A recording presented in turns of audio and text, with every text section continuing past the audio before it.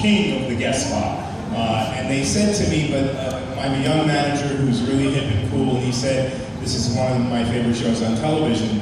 And I said, no, I just don't want to come in for one episode.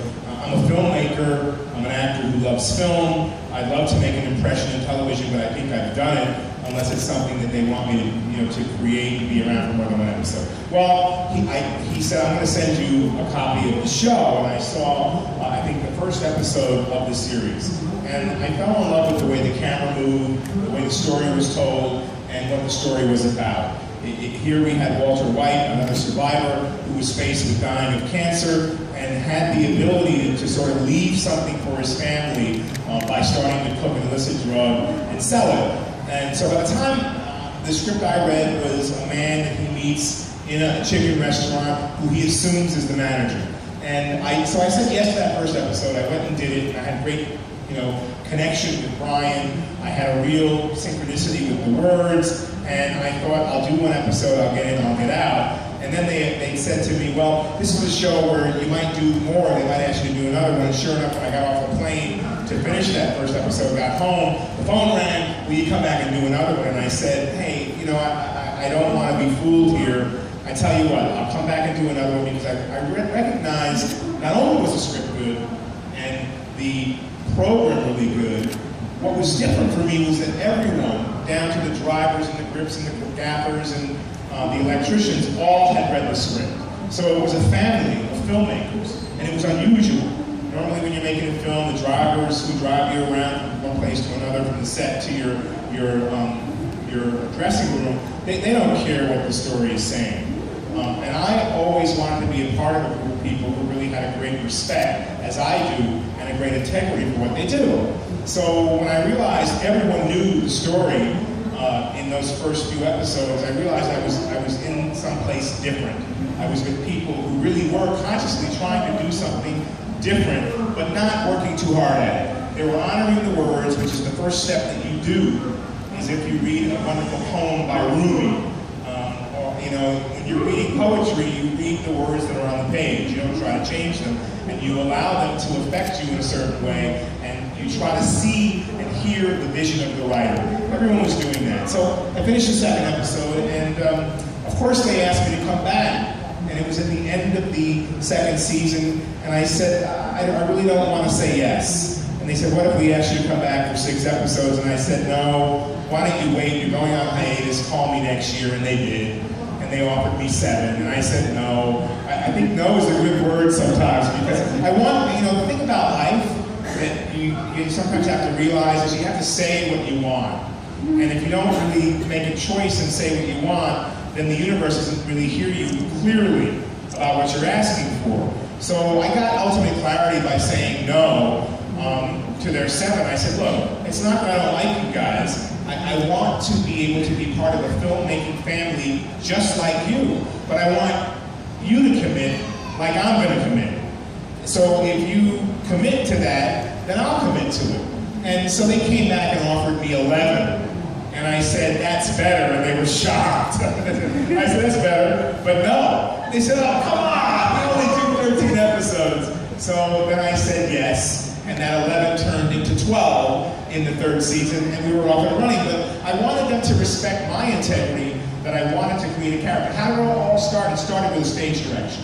Vince wrote a stage direction that said, hiding in plain sight. And that was really important to me, because it made me think about other human beings that I may know in my life who aren't who they say they are, who are hiding in plain sight, including me. Am I really, this actor guy? I know all about art and music and other things. I'm a writer. I've since become a director. But who are you really? And it begs the question. I think that you're not who you think you are. And many people out there in our audience have talent. They come here because they want to be exposed to artistry, but they haven't made the move for themselves to be who they really aspire to be, because they're either not trusting who they are, or hoping that someone's going to hand something to them, or they're going to meet somebody who's going to make them believe who they are, or not practicing. So what you do today determines your tomorrow. And if you say you want to be someone or to do something, you say you want to be an artist, what should you be doing? You should be doing your art, whether it's by your own hand, if you're a painter or a sculptor or someone who draws. You have to do that every single day to achieve the experience of reaching your goal. And that's what I do as an actor. So I no longer, moan about auditioning. Auditioning is hard, getting in front of people and doing something that might make you uncomfortable because of all the eyes in the room around you. But believe it or not, the universe and other human beings that make up the universe want you to succeed. But you have to be who you say you are. And that means you have to practice what you say you want. And if you do that every single day, you become that. And you become it on an organic level that only you can fulfill. So I believe that, in a way, that's what practice makes perfect means. There is no perfect. There is only the perfect you. And if you practice that you every day, you are guaranteed to be successful.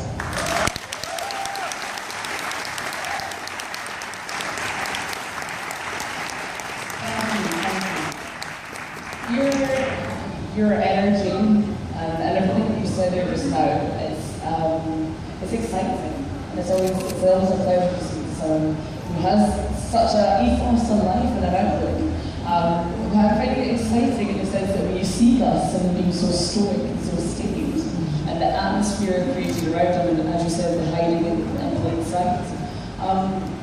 You slightly mentioned before that you prefer films and therefore were hesitant to do television.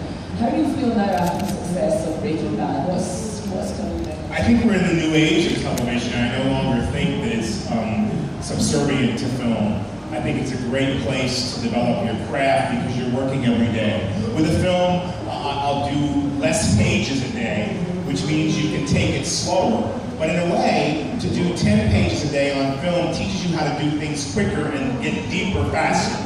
So there's something to be said for each medium.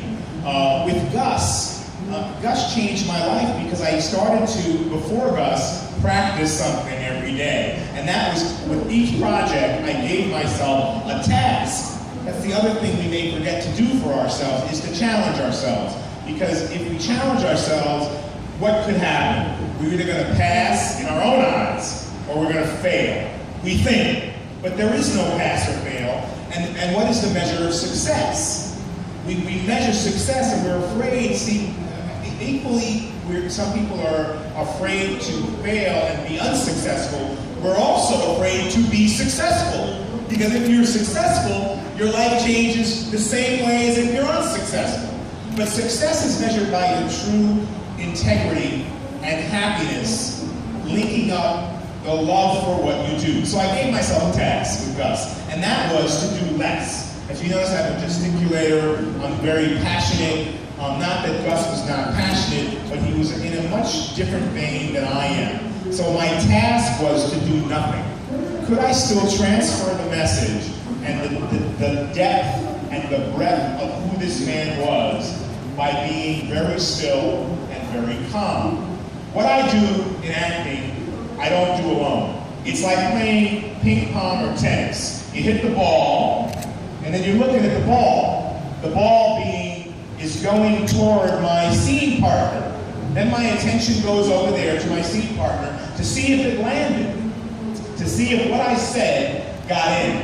And Gus was a great way to practice that, because I all of a sudden would say 2 words and look to see if those words got in, if my scene partner was cowering, or if that curdled someone's blood on the other side because of the way I said it. And in that moment, there was an observance of someone else. And that was a task that I consciously created for myself with Gus. One thing. Now, we all think we can talk on the phone and have a conversation and tie our shoe and still be really equally engaged. Don't believe it for a minute, because you're not giving your complete self, your complete emotion to the one thing that you are saying that you're doing. So you're fooling yourself and no one else. So when you put down the electronics and you put down still the brain through I do it through my breath.